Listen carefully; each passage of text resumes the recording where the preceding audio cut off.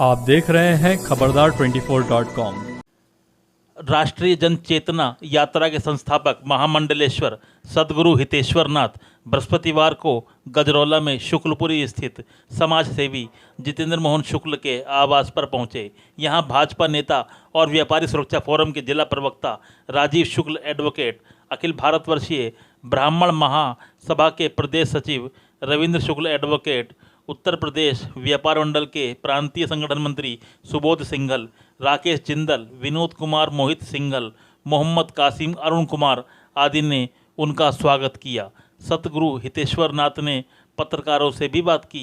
आप भी देखिए खबरदार 24.com पर। आगमन मेरा ये है कि मैं राष्ट्र चेतना यात्रा लेके निकला हूँ दिनांक 18 अक्टूबर से, और इस राष्ट्र चेतना यात्रा का सिर्फ मुख्य उद्देश्य है हिंदुत्व की रक्षा, सनातन धर्म संस्कृति का प्रचार प्रसार और 2022 तक भारत को हिंदू राष्ट्र घोषित करना। यह राष्ट्र चेतना का मुख्य लक्ष्य है और इसी उद्देश्य को लेके मैं अब तक राष्ट्र चेतना यात्रा को आज 16,700 किलोमीटर चलकर आ रहा हूँ। पूरा मैंने पूर्वांचल, अवध, पूरा बिहार बॉर्डर तक मैं सारा घूम के आज अपनी जन्मभूमि गजरौला में बैठा हूँ। और मुझे बड़ा ही यहाँ पे, क्योंकि मैं निकल रहा था, हालांकि गजरौला मैंने अपने उसमें नहीं रखा था, बट मेरा प्लान था कि मैं 75 जिलों में भ्रमण करूँ। तो मैंने रात ही मोहित जी को, शुक्ला जी को इन्फॉर्म किया कि मैं चाहता हूँ कि अपनी जन्मभूमि नहीं छोड़ूँ। तो इसलिए यहाँ पे भी आके मैंने सोचा कि हिंदुत्व और राष्ट्र के लिए कुछ आप लोगों के बीच में बैठ के अपनी बात कहूँ, कुछ लोगों को बताऊँ कि राष्ट्र क्या है, हिंदुत्व क्या है, धर्म क्या है, और ये बहुत ज़रूरी आज के समय में बताने के लिए। राष्ट्र के लिए किसको वोट करने का सही है? देखिए, मैं किसी के पक्ष की बात नहीं करूंगा, क्योंकि मैं हिंदुत्व की बात कर रहा हूँ, राष्ट्र चेतना यात्रा की बात कर रहा हूँ। और ये राष्ट्र खाली कोई ये कहे कि भाजपा का है, ये नहीं मैं बोल सकता। राष्ट्र सबका होता है, जो यहाँ रह रहे हैं, चाहे वो हिंदू हो, चाहे मुस्लिम हो, चाहे कोई भी धर्म के व्यक्ति हो, ये राष्ट्र सभी का है। लेकिन अगर आपने कहा कि किसके लिए अच्छा रहेगा, तो मैं यही कहना चाहूँगा अपने शब्दों में कि जब तक योगी और मोदी हैं तब तक देश सुरक्षित है। क्योंकि हिंदुत्व और राष्ट्र के लिए मैं इन दोनों के लिए पूरा श्रेय देना चाहता हूं। क्योंकि भले ही कुछ भी हो, बहुत लोग कहते हैं राजनीति में कि योगी जी ठाकुर बात करते हैं, ये करते हैं, वो करते हैं। मैं कहता हूं अब इन बातों को छोड़ देना चाहिए। आप अगर धर्म और जाति के ऊपर ही लड़ते रहेंगे तो कुछ नहीं बचेगा। क्योंकि मुझे लगता है कि देश हमें देता है सब कुछ, हम भी तो कुछ देना सीखें। और इससे ज़्यादा महत्वपूर्ण है कि राष्ट्र ज़्यादा महत्वपूर्ण है, धर्म महत्वपूर्ण नहीं है। राष्ट्र बचेगा तो धर्म बचेगा, और राष्ट्र नहीं बचेगा तो धर्म नहीं बचेगा। अच्छा, तो आप बीजेपी को सपोर्ट करते हैं? मैं हर उस व्यक्ति को सपोर्ट करूंगा जो राष्ट्र की बात करेगा, जो धर्म की बात करेगा, मैं उसको सपोर्ट करूंगा। बीजेपी की बात नहीं कर रहा हूँ। जो राष्ट्र का है, जो देश का है, जो देश की मानव धर्म का, मानवता का, कर्तव्य का पालन करेगा, मैं उसका सपोर्ट करूँ। जिस तरह इस समय महंगाई के लिए योगी सरकार को पूर्ण रूप से जिम्मेदार बताया जा रहा है, इसके बारे में देखिए, महंगाई तो मैं आपको बताता हूँ। महंगाई एक, अगर हम राष्ट्र के संदर्भ में बात करें तो महंगाई बहुत छोटी चीज़ है। जिस प्रकार कांग्रेस के टाइम से जो बिगड़ी हुई चीज़ें हैं, जो बिगड़ चुकी हैं, उनको संभालने में, हमारा ही घर देख लो, एक बार बिगड़ जाए तो उसको संभालने में उथल पुथल होती है। हम कितनी चीज़ों को मैनेज करते हैं। ये तो देश की बात है।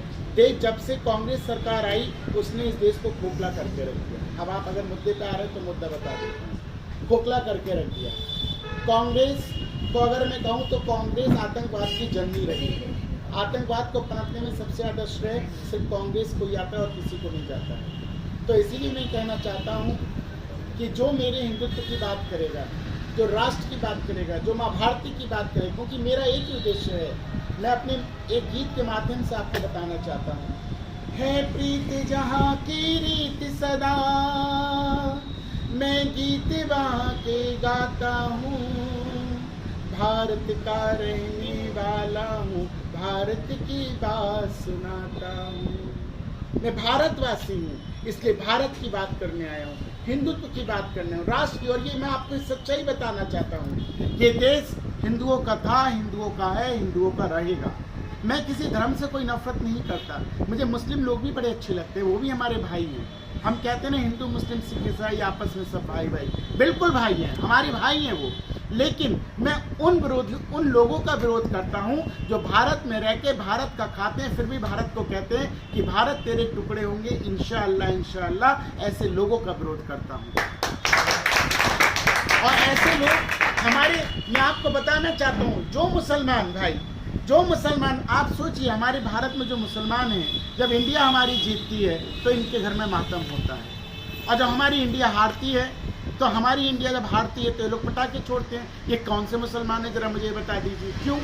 आपने कुछ दिनों पहले ही गूगल पे एक देखा होगा, एक लड़की ने किस तरीके से अपनी इंडिया के हारने पे कितना वो किया और उसको हालांकि जेल हो गई। क्यों? मुझे ये बताइए। आज शुक्ला जी हैं, शुक्ला जी के अगर जिस बच्चे को शुक्ला जी जन्म दे रहे हैं, आज उसको पाल पोस के इतना बड़ा किया, उसको खाना दे रहे हैं, घर दे रहे हैं, सब कुछ कर रहे हैं। आज वो इन पर गोली ताने तो ये क्या करेंगे? आपका बच्चा आप पे गोली ताने तो आप क्या करोगे? अरे आप भारत का खा रहे हो, भारत में रह रहे हो, भारत को अपना बना के चलो ना, इसको अपना देश समझो। आप रहते यहाँ के हो, गाते हो पाकिस्तान की, तो किस बात के आप भारत के हो? और जो पाकिस्तान का गाता है वो पाकिस्तान में रहे, हमें क्या दिक्कत है? आराम से जाओ। भारतीय सभी किसान इस समय सरकार विरोधी है, तो ऐसे में कैसे सरकार? देखिए, किसान विरोधी नहीं है, किसानों को विरोधी बनाया गया है। और ये जो राकेश टिकैत है ना, ये टिकैत नहीं है, ये डकैत है।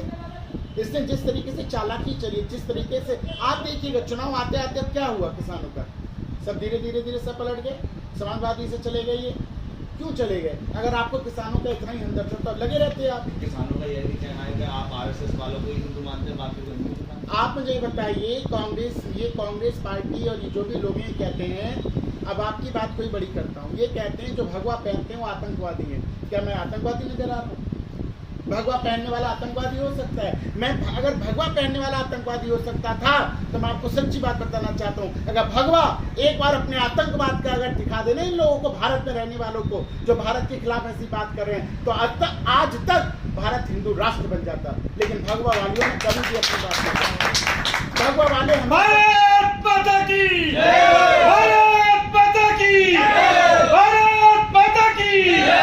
भगवा पहनने वाला समरसता की बात करता है, समृद्धि की बात करता है, एक साथ चलने की बात है। आप बताइए, आज तक प्रधानमंत्री नरेंद्र मोदी ने बाहर के किसी भी मंच पर जाके ये बोला कि मैं सिर्फ हिंदुओं का प्रधानमंत्री हूँ? नहीं बोला। वो हमेशा बोलते हैं मैं 125 करोड़ देशवासियों का प्रधानमंत्री हूँ, मैं 125 करोड़ देशवासियों का प्रधान सेवक हूँ। और ये आप भी जानते हैं पत्रकार महोदय कि 125 करोड़ में किन लोगों ने उनको प्रधानमंत्री बनाया। आप लोग ने इसको नकार नहीं सकते।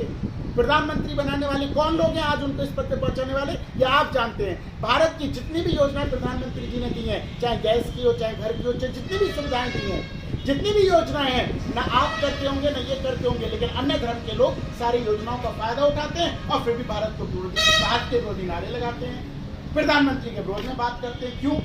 आप खाते भी हो और घुर्राते भी हो। ये घुर्राना नहीं चलेगा। आप खाओ, रहो, भाई बन के रहो, हम आपका सम्मान करेंगे। लेकिन अगर आंखें निकालोगे तो आंखें निकाल ली जाएंगी।